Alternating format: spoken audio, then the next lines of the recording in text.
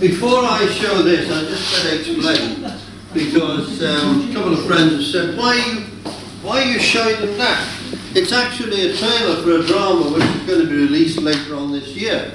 And it's a drama about the results of fracking, but the way it plays is like a trailer for a horror film. And that's because it's the worst sort of things that can happen from fracking, but everything that appears in the drama is something that has happened from fracking and can and will happen if it starts over here. So I don't think I'm wasting time playing it, but I'll leave you to be the judges of that. Little trailer for a drama that's coming out later this year.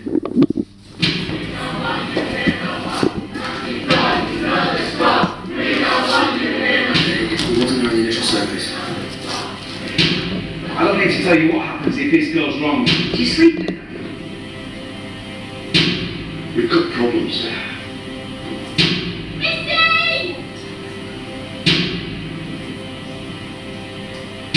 As you're aware, it doesn't work like that.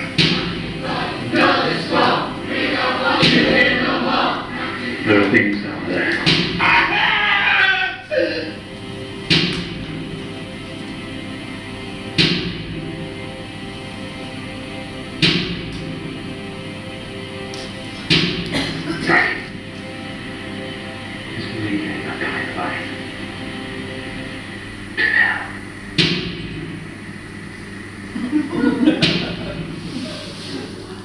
Well, that's pretty grisly, isn't it?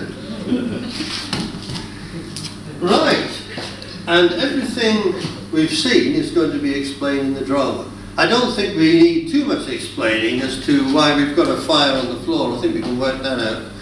If we can have a fire on the surface of a river, we can have a fire on the floor. No problem with that. Right, well, we jump forward to that. Fracking in the Gowie area. My name is Jimmy Tait. Please turn your mobile phone off if you haven't already done. And this first part will last just over an hour because we've added a little 4.5-minute bit on the end. And then we're going to have a break, 20 minutes, and have a cup of tea or coffee. And then we're going to have local stuff, maps and one thing. We won't dwell too much on the maps and technicalities. And then we'll take questions. Any questions you've got, there's a few of us here. Hopefully our farmer friend will be joining us, Hue Rowlands. Do you know, it's funny because when I've been going through this, I've been tempted to call him Hugh Williams and he'd shoot me if I made that mistake during the delivery. So, okay. Let's have a look at this. Still image. A gas well blowout. Now people think I'm sensationalising when I put this up. I don't think so, because gas well blowouts are rather too common in the West. There have been quite a lot of them, but they're under covers, they're very buried, there isn't much information about them. And least of all are there any videos. That is a still image, but I have seen a video which runs up to the actual explosion, and another video after the explosion when it's just a little fire. The rest has disappeared. Videos seem to disappear of gas well blowouts. They're the most awful explosions. But I did manage to find one. Come on, you, come and turn this damn fridge off. Ah, well done. So I did manage to find one. Please watch carefully because the definition is very poor.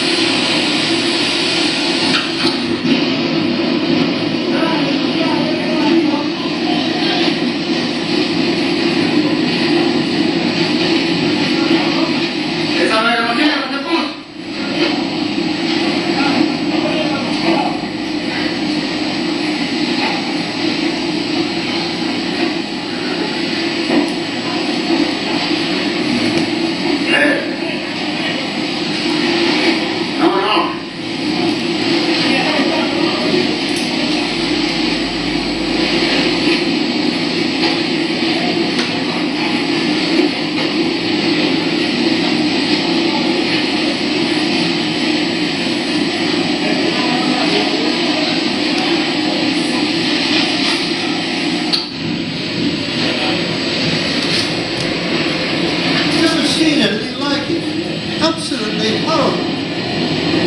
And what's shooting up in the air there, I think a lot of us can work it out. This is radioactive waste, carcinogenic, neurogenic, toxic. It's got silica sand in it, and it's shooting hundreds of meters up into the air. If they have a blowout, they evacuate 2 miles around the drill. 2 miles. Later on, we're going to have a look at a video where a lady in Ponder in Texas says, I've got one at the bottom of my garden. If that happens at the bottom of the garden, I'm dead. And I've seen fires about the place, they call them fires in America. They don't call them gas well blowouts. It sounds too dramatic, so they call it a fire. But when I first saw that, I got a fright. They have a saying in Texas, blowouts happen. Who decides how close is too close to your backyard? Now, the gas companies are going to tell us, it's all sorted. We've got blowout inhibitors. It doesn't happen anymore. We don't have blowouts. How can you control the power of natural gas suddenly being released down below and thrust up a borehole with all this poisonous stuff in front of it? You can't. Sometimes the inhibitor might stop it. Other times, that could happen. And if it does, we're in serious trouble. We're going to return to this a little later on. Okay, let's have a look at water. These are figures released by the EPA, Environmental Protection Agency in the States. And they are saying 70 to 140 billion gallons of water used to fracture 35,000 wells in the US each year. Well, to try and put it in context, because frankly it's not something I can imagine, it equals approximately the annual water consumption of 40 to 80 cities with a population of 50,000. It's almost impossible to get your head around this sort of thing, but we can work out, I think, that it's an absolutely astronomical amount of water. And my point, the reason I'm particularly keen on this, is because I'm always being told all forms of mining is very water intensive, they all use lots and lots of water, fracking's no different. Fracking is very different. If you use water in fracking, it's gone and it won't be coming back. It won't return to the water table. It becomes radioactive waste, toxic, and they have to get rid of it. At least they have to get rid of what comes back to the surface. Something like about 20 to 40% only of what we send down there comes back to the surface, now full of radons and all sorts of filth, benzene and heavens knows what else. But the other 60 to 80% stays in the hole. So, what can we hope to get from fracking? Well, I've got a list here. Respiratory diseases, blood disorders, cancers, birth defects, sterility, nervous system, neurological disorders. Oh, the list is endless. It's just examples of the sort of things you can get from fracking. It goes on and on, I'm afraid. Ulcerated, ulcers all over your face. There's just no end to it. There we are. Charming picture of an exploratory drill at night. Sure, it fills us all with romance and all the rest of it. It's going to be an exploratory drill, this is. It's going to be 53 metres in height. In Blackpool, I don't think it was New Road, it was the other one, they did ask how tall it was going to get, and they were quite flabbergasted when they said it was going to be 53 metres, or 170 feet. They said we might manage with 40 metres. If they said 53 metres, that's what we're going to end up with. And it's going straight through the aquifer, straight through our water supply with all those foul chemicals and all the rest of it. Once you go exploratory fracking, it's too late, it's over. You've breached the aquifer, you've gone through, all the poison is out. That will be enough to cause very serious problems for all of us. Right, let's have a look at the well casing. When we drill this hole hundreds or thousands of meters down into the ground, we're going to line it with sleeves of cement and steel. Several different layers, many layers of cement and steel. And a survey released in the last few weeks has said it doesn't really matter how many layers of cement and steel we're going to put there. Anything over 2 is a waste of time because the outer sleeve cannot bond with the rock around it. And in any event, cement disintegrates and steel corrodes. And they're going to put this foul, toxic fluid down into the ground, down this hole, at incredible pressure, explosive pressure, because they've got to go fracking. And it's going to go way, way down there. Sooner or later it'll find its way through that sleeve, and if it doesn't, it'll migrate to the surface anyway. Let's have a closer look. Here's a nice cutaway of the land. That's us in that nice green bit on the top, at least for the moment. It's nice and green. There's the drill pad, and the aquifer is here. Permeable stone, sandstone, where the water can flow along like a sort of underground river. And as you can see, as the hole goes into the aquifer, the sleeve is much wider. This is supposed to protect the drinking water from the fluid they're sending down and the unbelievably toxic radioactive concoction that comes back up. Right down through the sandstone, down to the limestone, the hard rock, way, way down here, thousands or hundreds, if not thousands of meters until we reach the shale. And then we start drilling horizontally, and there's this sort of mouse thing that runs along the tube. And it matches up with the holes, I presume, in the outer sleeve, and then they send this concoction down, and it's water and chemicals and silica sand at incredible pressure down this hole and fracture the shale. There you see the fractures, they've actually drawn them in. Fracture the shale, and then the gas is released and everything is whacked straight up, back up this tube, and they're supposed to catch it at the top. And I don't think we can expect that always to work, and I know that it doesn't. So, sooner or later, the poison is going to get into the aquifer, and it's going to either get there through this pipe, because we're going to leave 60 to 80% of the water in the pipe, or it's going to migrate up through this rock. We have far more faults in England, in our geology, in our ground. We have far more faults than you're going to find in the plains of Texas or Utah, these places. There are far less faults in Queensland faults, and the water and the methane can migrate through those faults. So, what are we left with for drinking water? Well, here's one I prepared earlier. This is usually offered if the EPA in America, the Environmental Protection Agency, or the water authorities go around, as they're very often sent around by the authorities, to declare the water clean, potable is the word they like to use. And they are always offered by the homesteaders and the farmers a glass of this water to drink, if they would care to take a sip. It's always refused, not too surprisingly. So what are we going to do for water? Well, the children are being taught in school where water is going to come from, where they are going to get their water from. And this is an educational video I came across. I just picked this very small excerpt from it, which is being put into schools, not just in desert areas that have never had water, but in schools right across in America, and I think it's come over here too. And this is the children learning where they're going to get water from in the future. It's interactive, they can operate it themselves. There we are, we filled the water tank up. And this is a Bowser. There we are, Bowser in the back garden. Got it up, off goes the water tank.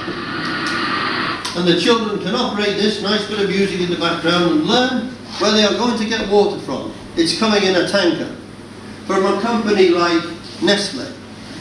Where are Nestle getting it from? Well, one of the places they're getting it from is the San Bernardino forest, which actually needed the water itself, but they've managed to get somebody back in 1988 to let them take the water and bottle it up, and it's the biggest water bottling plant and acquisition plant in America. And so they're going to get it from there. Trouble is, in 2003, they had to produce a report of how things were going.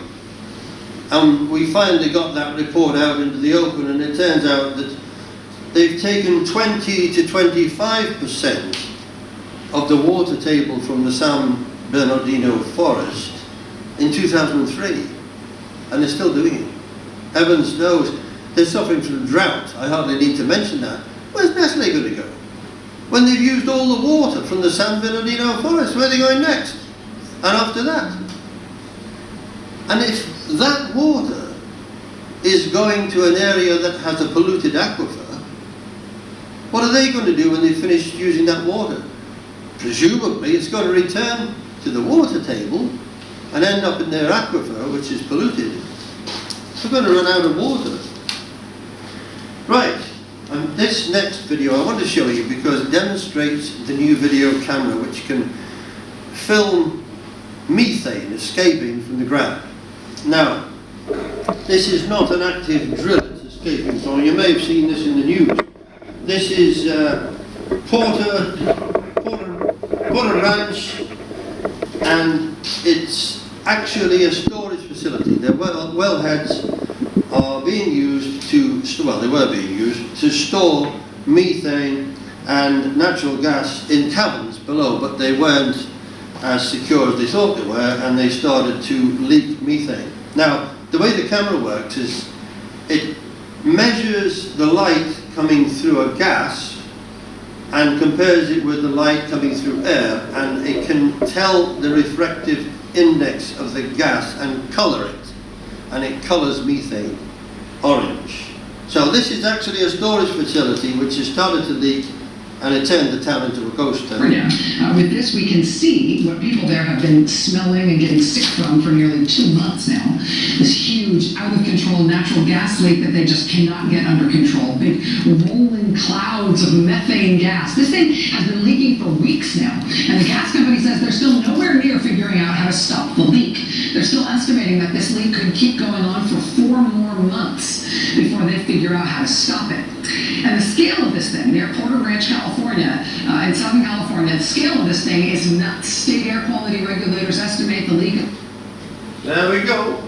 Absolutely horrific amounts of methane escaping from the floor, but that's not the point. The point is the camera. They've taken that camera, that video camera, all over the States and measured every well, and they've found that they all leak methane to a greater or to a lesser extent, and it's liable to increase as time goes on. They've measured orange in all of them. I'm only showing you that because it's easier to see the methane coming out, and you can see how they measure it. This next bit is, again, it's very short, and it comes from Queensland, Australia, a very famous little clip this. Geoffrey Buckingham, Greens MP in Queensland, wanted to get an independent flame going on the Condamine River, which never had inflammable problems previously, but which is thought to be leaking methane. Well, they're quite sure it was. And he said he's not leaving that. He's going out to canoe and he's not leaving the river until he gets an independent flame on the surface of the river. Let's see if he has any success getting an independent flame on the surface of the Condamine River.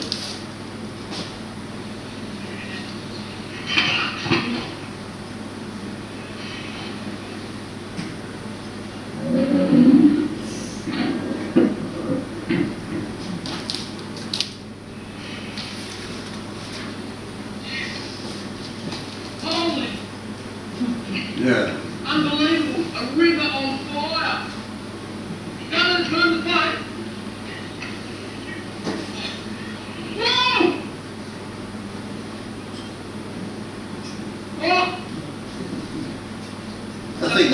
successful experiment. I think he managed to get that flame going. Of course, it doesn't just come up through a river, it comes up through the land. But I don't know about you, but I don't want to light the going like that. Could end up being our funeral pyre if we do. If we get to the point where we can light it like that. Right, now this next video involves Josh Fox, who many of you will have heard of. Josh Fox. He's a great documentary maker. He was nominated for Academy Awards for his first documentary, Gaslands. He's been over here the last couple of weeks supporting it. Anyway, last year, this is only last year, he was on the Stuart Varney program. I must explain, Stuart Varney is the anchorman for Fox Business in America, very, very senior anchorman on the television. And this is about lying, because there's a famous video that goes around at anti-fracking meeting where a farmer in Australia says you can always tell when a gas employee is lying because he's got his mouth open. That's the guy. This is Josh Fox about to accuse Stuart Varney of lying on air. Environmental activist Josh Fox joined Stuart Varney of Fox Business to talk about the merits of the new EPA report on fracking. Imagine the scene. When Fox brought up the link between fracking and contaminated water in the town of Dimmock, Pennsylvania, as seen in his award-winning documentary Gasland, the discussion turned from heated into this. I own property in that area. And you yourself to me said at the bridge you would not frack. I bought it 12 years ago. Yes. Way before fracking was even talked about. During the commercial break, you said to me that you would not frack there. Yes. Why would you not frack in your own property and then prescribe it for other people? Because I'm in the watershed, and let me finish my story. And when I bought it 12 years ago, it was a joke in the area. This is way before fracking. It was a joke in the area that if you turned the tap on, you could light the water. Listen, brother, That was way before fracking. And in fact, I am your neighbor. Are you I am your kidding? neighbor. Yes, I was there. I This bought the EPA property. report does not premiere in the middle of a vacuum. There are 470 scientific reports right now, peer-reviewed, that state that fracking contaminates groundwater. That's 870 now. Lighting the tap water before fracking. You are absolutely I'm not. I did it myself. Because what we're talking I about... did it myself. I do believe you are lying right now. Lying? Is the point? Yes, I do. The interview's over, young man. The interview is over. I am not lying. Okay. I did it myself. If you said to me earlier that you would not want fracking in your own neighborhood, You're out of here, son. it's possible for you to say You are on air out of here. that the rest of America should Don't call me a liar. Don't do that. So, Well, I don't do mean, it. you're clearly obfuscating the truth over and over again during this thing. That's it. Thank you very much, sir. Will you please leave? Josh Fox, director and producer of Gasland 2, is finishing off his day that began like that with me here. It's rare that you go on Fox News and NBC on the Well, same this- day. see, this is the Didn't problem. expect that to happen. I didn't, until I saw that clip that morning, it never occurred to me. I always like in-studio guests, but it never occurred to me the problem in in-studio guests is much more difficult to cut their mic and the segment when they're sitting right next to you. You can. I mean, but every single thing that this man was spouting in his tirade of bombast about how great fracking was, and how great the EPA is all of a sudden at Fox News. I mean, you know, if you're in the Obama EPA, you have a big, big problem. You have royally screwed up. If Fox Business is defending you, and the people and the scientists that have been in the EPA, who fought for the EPA for their entire lives, are now on the opposite side of the fence of what you have done. But I've heard, it's so funny he said this, because I remember when Gasland came out, the iconic scene of lighting the fossil fire. It's sort of instantly iconic, went everywhere. And I remember the pushback from the natural gas industry, from sort of conservatives who were inclined to defend fracking for whatever reason, was, oh yeah, there's methane or there's peat or something, we'll be lighting fossils forever all over the place. Right. Well, 6 years and 470 peer-reviewed studies later, this is not a laughing matter. I mean, what we have is, and what I've been saying since I made Gasland in 2009 and 2010, is that these problems were rampant, they were everywhere the industry went, and now we have peer-reviewed science that says, sure enough, yes, actually methane is encouraged and it explodes off the charts where you have fracking, and people can light their water on fire. A Duke study says 17 times more methane in the groundwater if you're within a mile of a fracking well. You also see other volatile organic compounds in fracking water. But what the EPA did was they winnowed down this study that was asked for by citizens. The citizens asked, and I was part of the scoping process, I was one of hundreds of citizens who testified. We wanted an air study. We wanted public health monitor. We wanted ground and surface water monitor. We wanted land monitor. So EPA did really none of those things, actually. Over the course of the 5 years, the industry so got inside of the EPA and attacked that study that they dismantled it. There were no new case studies performed. The industry refused to let EPA on any fracking sites. So the EPA then, Obama's EPA, which has been very politically influenced, and we've tracked this for years now, and this is the story of Gasland Part 2, that they come out with science that damns fracking, and then the press release says, oh, everything's okay, nothing is needed. Well, because fracking has become, I mean, natural gas is a huge part of what the energy policy is of America right now. It's giving people cheap energy, it's less carbon intensive, although in terms of actual greenhouse gas emissions, that turns out to be bunk.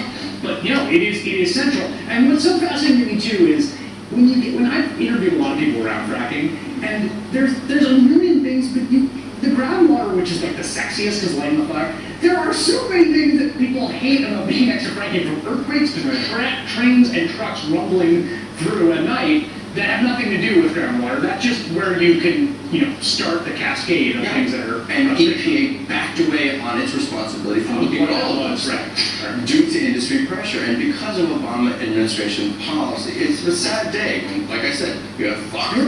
He's always loved the aviator. Josh Fox, thank you very much. Now get out of here. Get out. No, I refuse to leave. Get out of here. There we are. Today, there is no record anywhere of Stuart Varney suing Josh Fox for slander. Most unfortunate. Now, Gaslands 2 and Gas Work are all available on the Facebook group Frack Free. You go onto Facebook, you hit groups, not pages, type in Frack Free, hit return, and you'll find all the documentaries, movies and everything accessible in there, including all the materials that we're using tonight. Now, I've got to read this because I don't want to get it wrong. I think people don't realise just how, well, I'll read it to you. Fracking fears run deep in the Karoo. During the 1960s, with the hopes of finding oil, the state-owned company Socor embarked on a series of exploration wells in the Karoo region of South Africa. In 1967, one was drilled in Skyfontein, a farm in the Aberdeen district.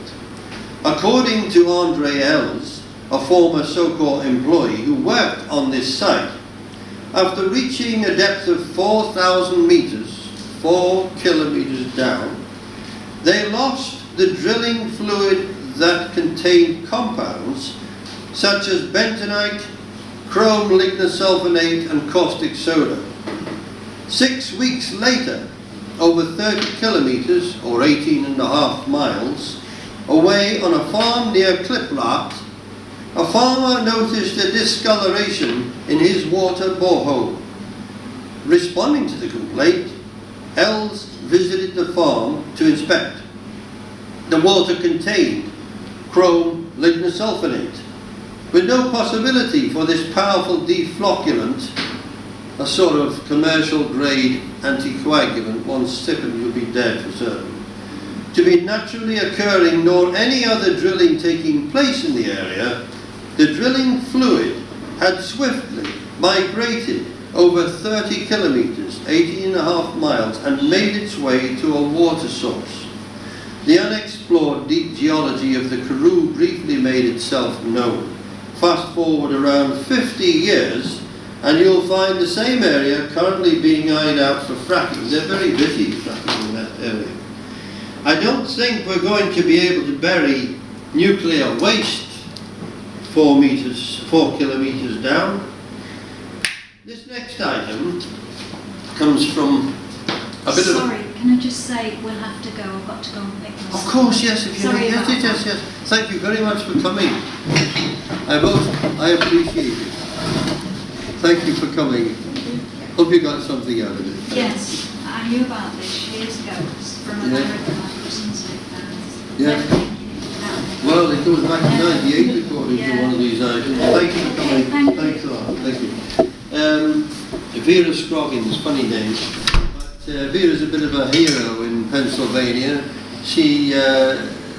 They're always trying to arrest her and lock her up and get rid of her. She's a granny looking after her homestead and her family, and she has sent this to us. Well, she put it on the web and we're in contact with her now, and she sent another one. Well, this is about crumbling roads and fracking trucks. Now, I want you to think about this in this area, if you can. Imagine these trucks on the A56, the narrow roads we've got, and Ince Lane and Morley Lane. So look at this.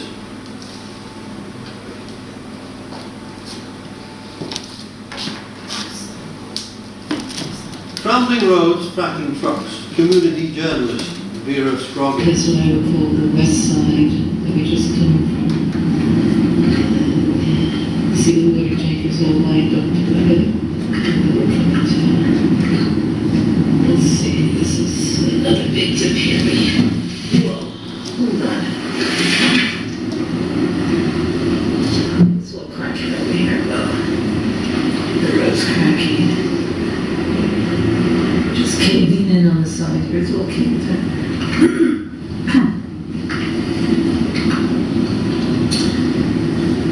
And now it's lifted up over here. Look at this part. Can you see that? Wow, that's all. Wow.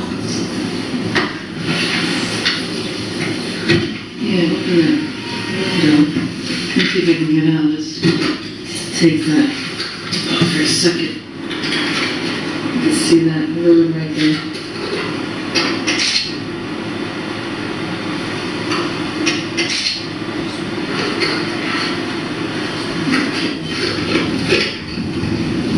Then we're going to pass over the water trucks.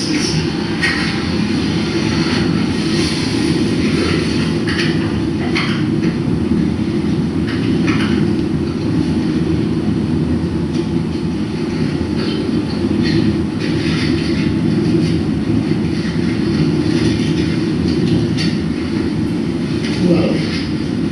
Look at that line. Water trucks.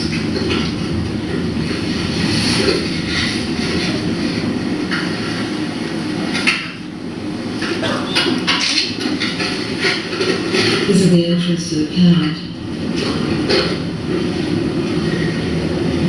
We've got the guards here. This is Cabot. This is one of our farms. Chenango Street stores a multi-generational farm. Guards, the access road.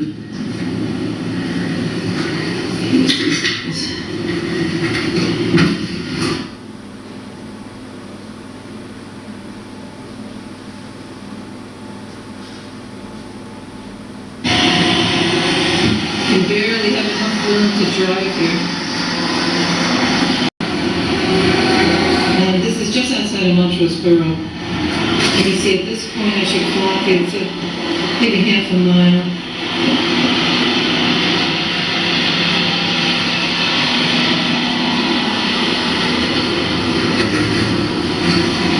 And we're waiting to go in on the water trucks.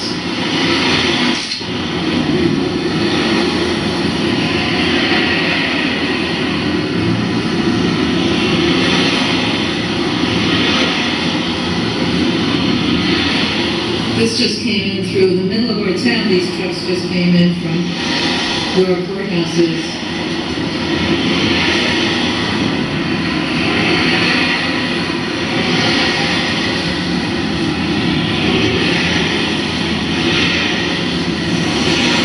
This is what you can expect when you have the industry here. Sand trucks are just passing. These are sand trucks.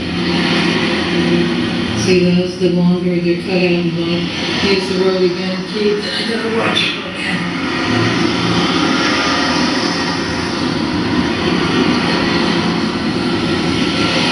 This is what you can expect when they work on an area. Oh, it's Baker Hughes. There's Baker Hughes. Say hi to them. Hi. How's it going over there with the fracking? Do you know how many more days? No? How do you like the road condition here? Is Baker Hughes paying for it or Kevin? No? The wrong person asked? You don't live on this road, of course. Thanks.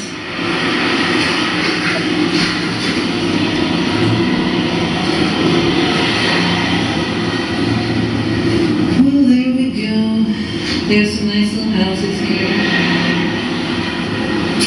Some more tankers.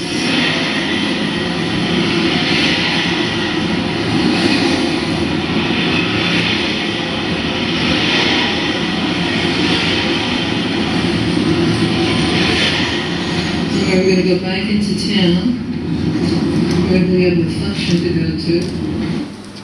So we reached the end of the queue in the end. We're not going to have American trucks or Australian trucks, but we're going to have tractors just as big and trucks just as big. If we're going to have drill pads, that's what we've got to look forward to. No question about it. Vera's doing what a lot of other people do. Miriam Lloyd Smith in Australia and others, they're warning us, and we have to take warning. This is about earthquakes. There we are. Oklahoma has a large number of wellheads where they're storing what they call wastewater. Now this is the radioactive waste that I don't call it wastewater. To me it's radioactive waste. It's toxic radioactive waste. But they call it wastewater, and in 2009 they had 38 earthquakes. In 2010 they had 104, up to down to 97, 64, up to 222 in 2013, and then in 2014 straight up to 780 earthquakes in Oklahoma. And then September 3rd last they had the biggest of all, an earthquake measuring 5.1 on the Richter scale, and the Oklahoma authorities took fright and closed down 37 wellheads.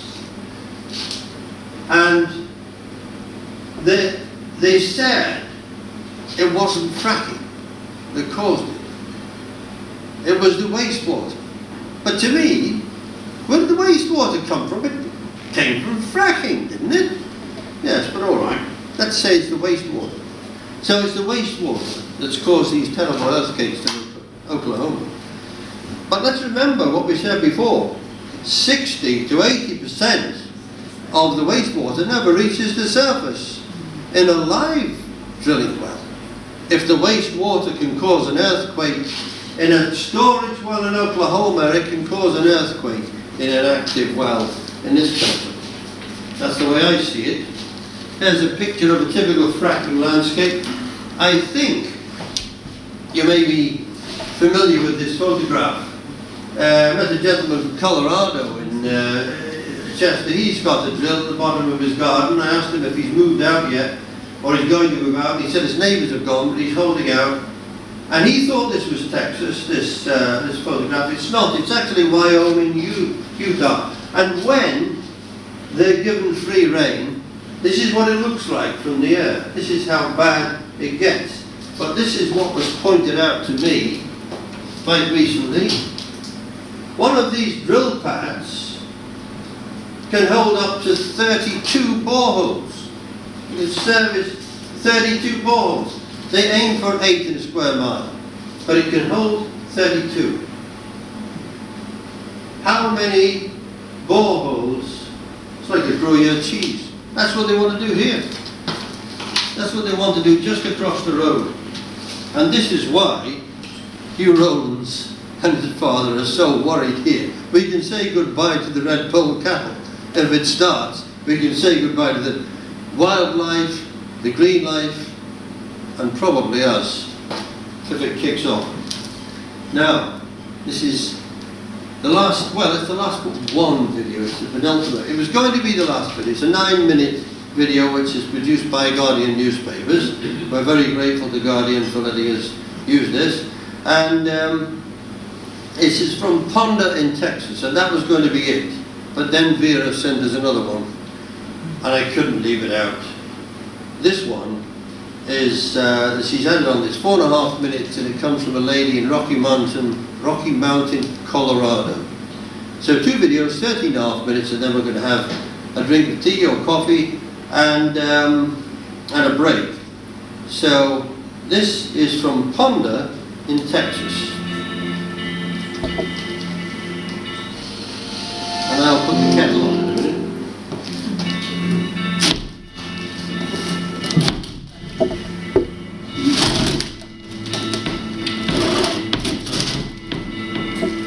what makes it such a scary thing is how much you don't know.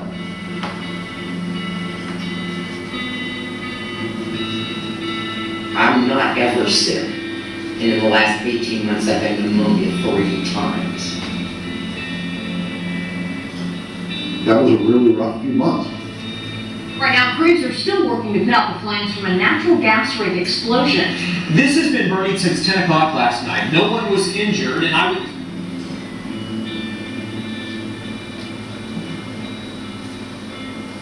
Last week in the Texas Panhandle, this happened. Oil and gas workers were fracking in Hemphill County, Texas. But in this case, this happened last week, something went wrong, and the casing failed. A 7-inch wide pipe failed catastrophic.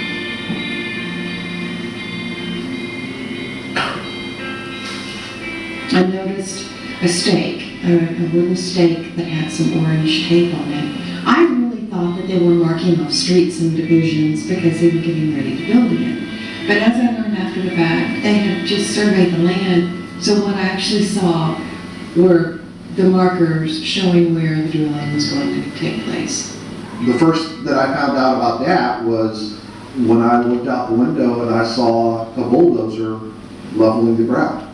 This is my home, and it just stuck something basically in my backyard without consulting me, informing me, anything. I watched them work on it that day, and by the end of the day, the shape and dimensions of the area they had leveled out, I knew what it was.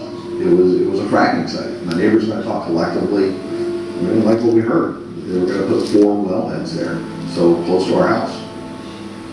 They don't have a sense of ethics. You have to remember you're dealing with an entity, not a human being. I haven't got a lot against them in that respect, but it's strictly business. When they made it personal, that's where I had a problem. They came into the back of our neighborhood, 300 feet from the back fence line.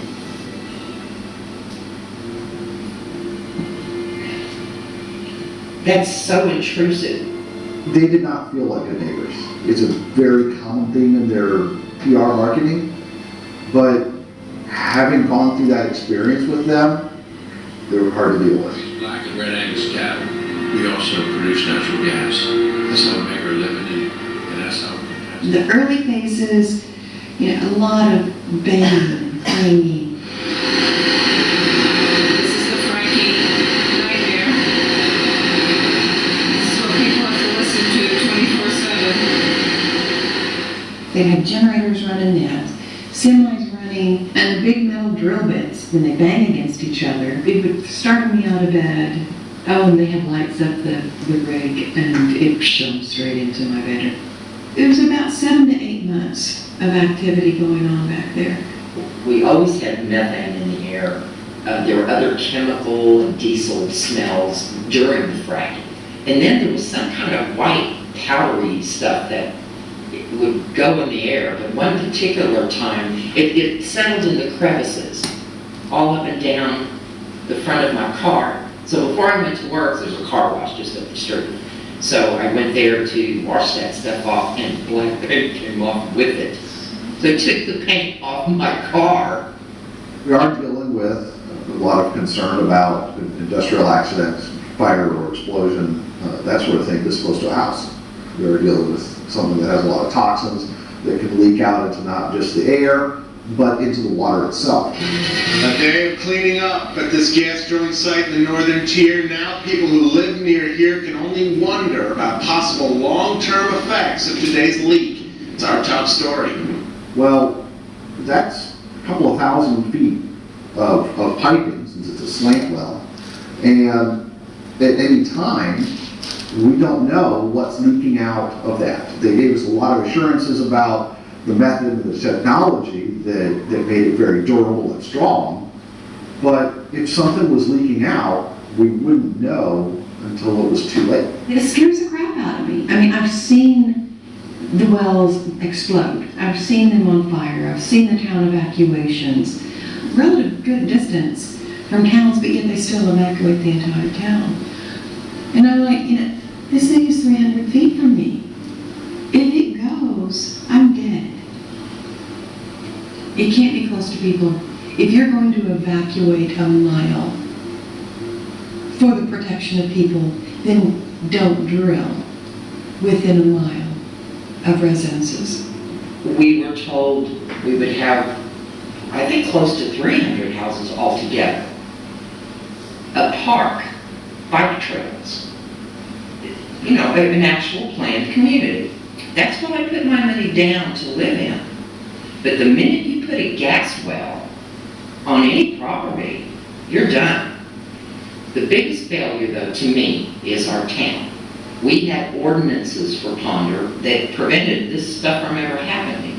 It was about 6 months after I moved in, the ordinances changed to allow this. We've gone from a very cute, quiet little neighborhood to many rent houses, many foreclosures. They couldn't sell and they had to get out. Some of it was health issues. There's a lot of anecdotal stories about what's happening to people and their health, and I very much want to see hard data.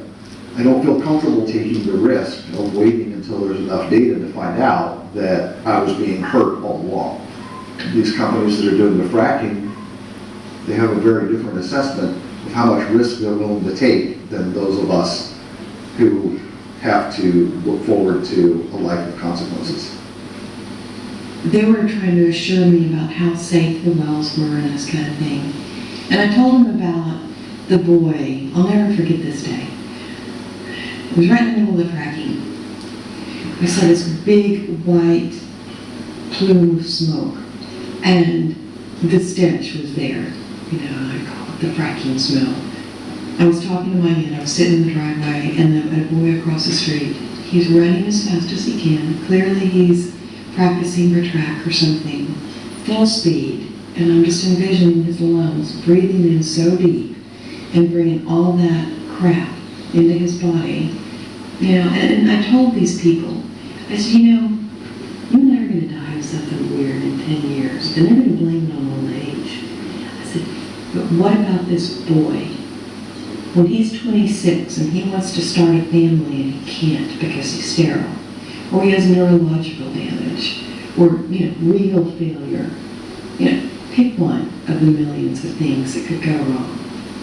I said, what then? And they just kind of they had no response.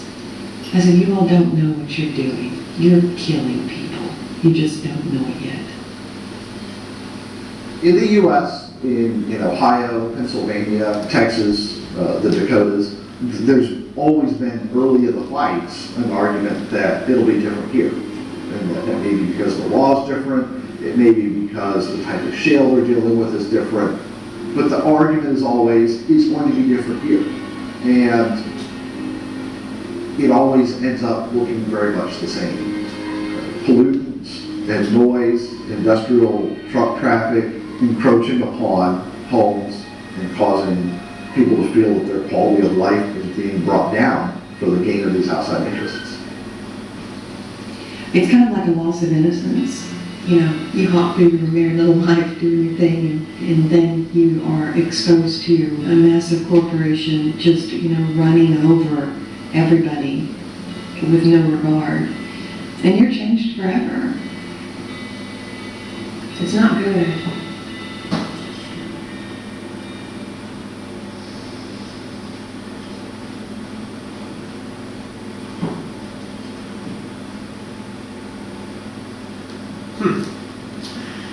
The exclusion zone in Queensland, Australia, is 2 kilometres. You have to be 2 kilometres away from a homestead or farm before you can go drilling. In this country, it's 50 metres. That's right, Ben, isn't it? Yep. 50 metres. That's as far as you have to be before you can start fracking. Right, Vera's little gem. I'm going to put the kettle on. Couldn't leave this out. I was born in Albuquerque, down in New Mexico. I spent a lot of time with the Pueblos. I've got these awesome ancestors behind me that struggled so much and still survived. They made me what I am. I moved up here in 97, and it was gorgeous. It was absolutely beautiful. And in 98, they started fracking. This is a dream up here. Fracking is a nightmare from hell, and it has killed a lot of dreams up here. My well is literally a Colorado Rocky Mountain spring water. It comes out of a cliff. It would come right here and directly into the trailer and fracking poisoned the well. I got photos that I took of the water when we went to go shut it down. I can show you. It was brown. It was oily. There was stuff in it. That's as clear as it ever got.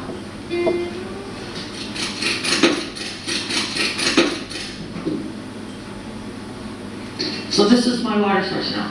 I have to load this tank on the truck and go down to the water station, fill it up, bring it back, repeat 6 or 7 times. Everybody's hauling water, including the fire department. It's always on your mind, you've got to go get water. So that's what we're going to do, is go get water.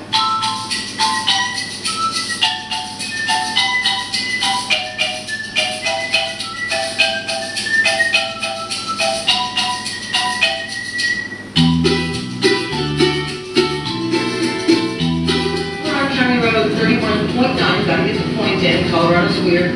All these roads is taking off. None of them used to be here. They're access roads to the wells now.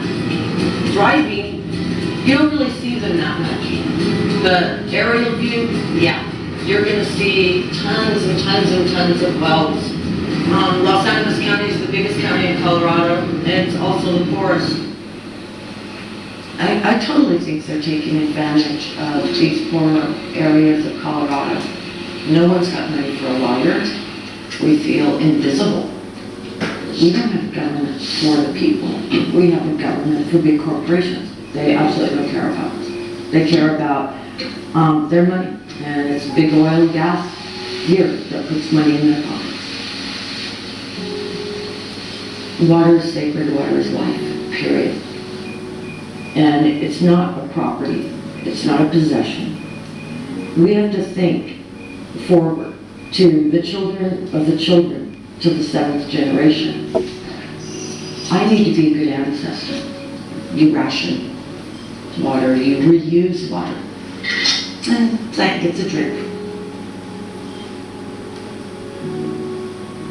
Mainstream media is not covering it. It's that whole attitude, if it's not in my backyard, I don't care.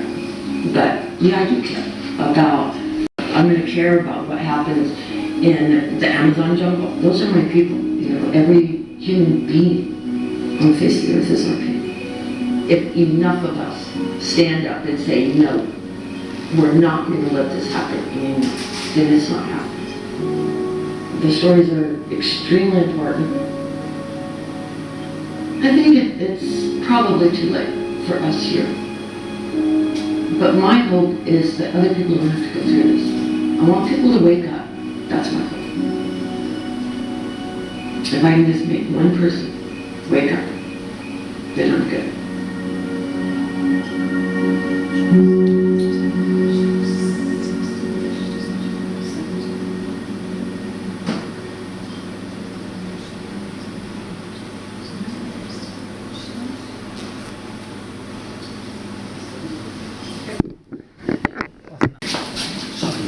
Have a beaver. There we are, Upton, Mickle Trafford, so that's, nothing's laid in Upton. Salters Lane, Mickle Trafford. There's the corner of Ince Lane and the A56.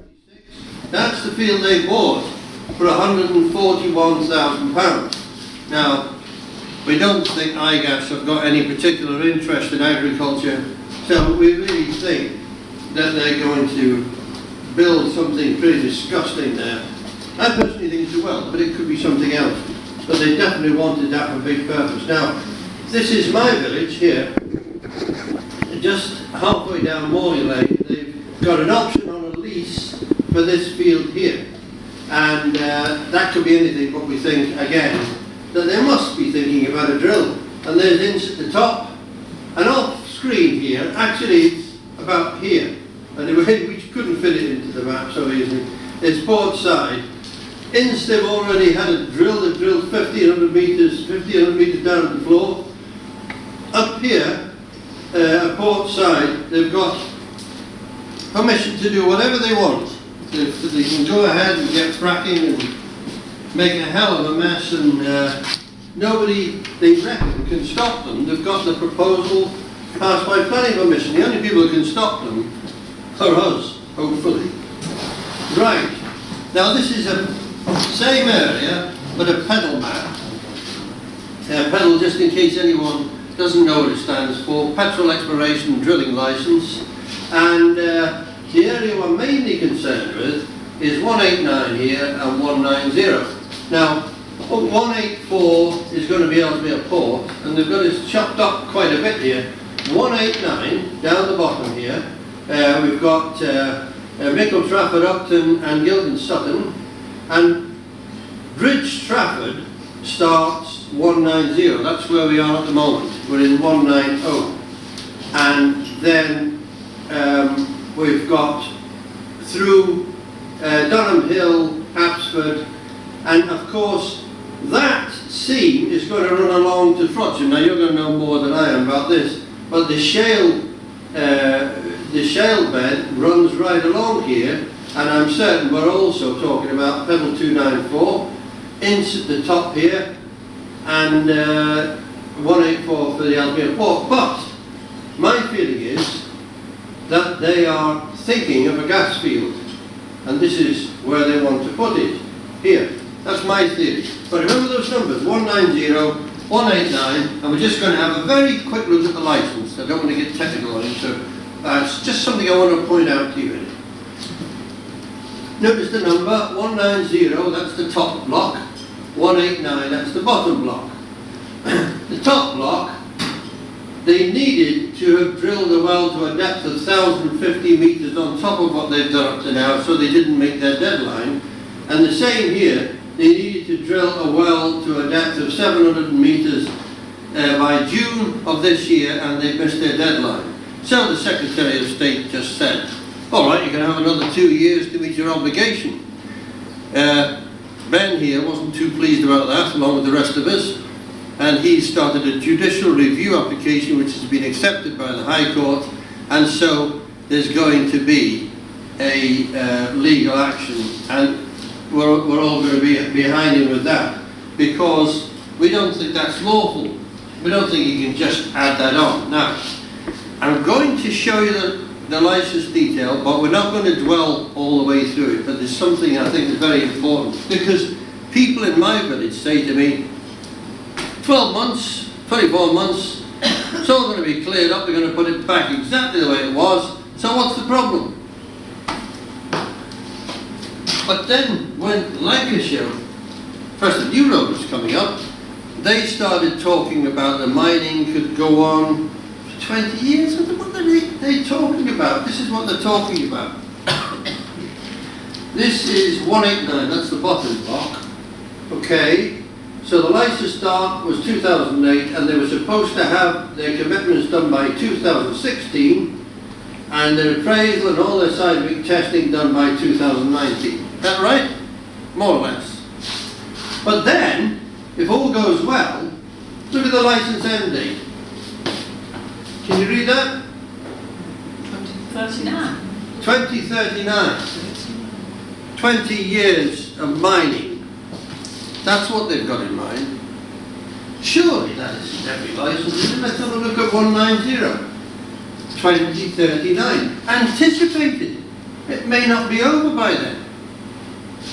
That's what the gas companies have got in mind. And I wanted to show you that because I think you've got to see it black and white to believe it. They're not going away after a year, 2 years, 4 years. They think they're here till 2039. We'll be finished a long time before them. That's the way I like the galley. I don't want to be able to set fire to it. Oh, must just mention this. This is one of Josh Fox's films. For anyone who's thinking of going to work in fracking or looking for a job on the drill pads, they should watch this film. This is also on the Frack Free group on Facebook. It's 47 minutes. We might actually have a community showing. I wouldn't call it a prospectus for working in the gas fields. I would say it's more likely to be the opposite to that. It's 47 minutes long, and it's essential viewing for anyone who's seriously thinking of work on a drill pad. Oh, what you can do to help. This is the last slide.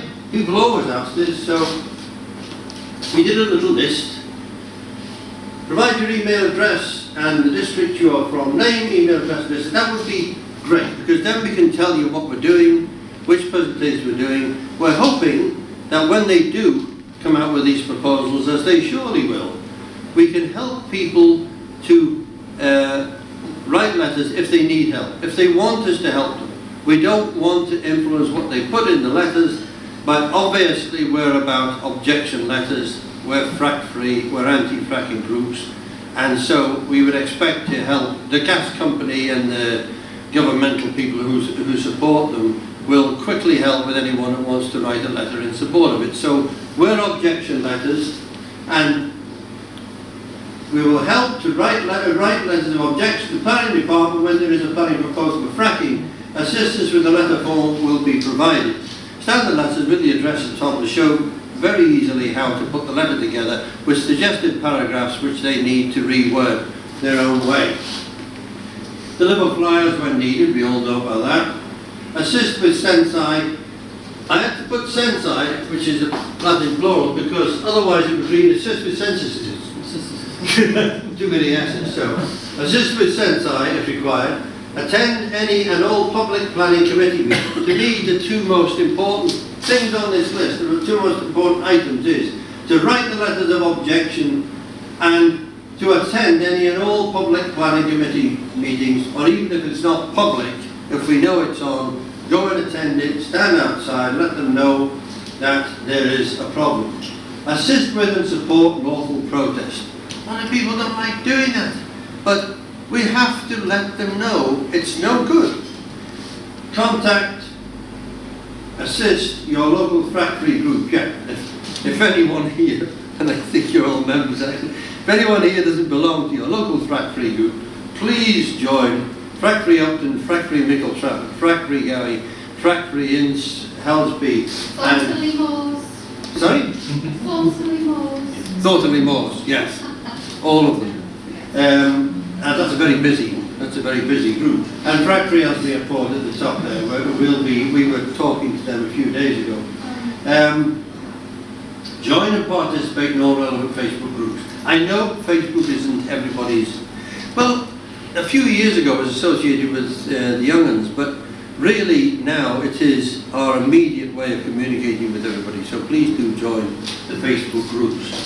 Now, if anyone would like to answer any questions, ask us to answer any questions. We have with us tonight Ben, who's done the judicial review, and also Steve Pearce. If anyone doesn't know Stephen, he's a very active protester, very often in the news. Dr. Stephen Pearce, who is in charge of a lot of protests. We'll do our best to answer any questions you've got. Has anyone got any questions? You've got a question. You're supposed to be answering the question. I want to do a couple of corrections. Yes, please do. Yeah. Can you turn that off? I can't talk about it.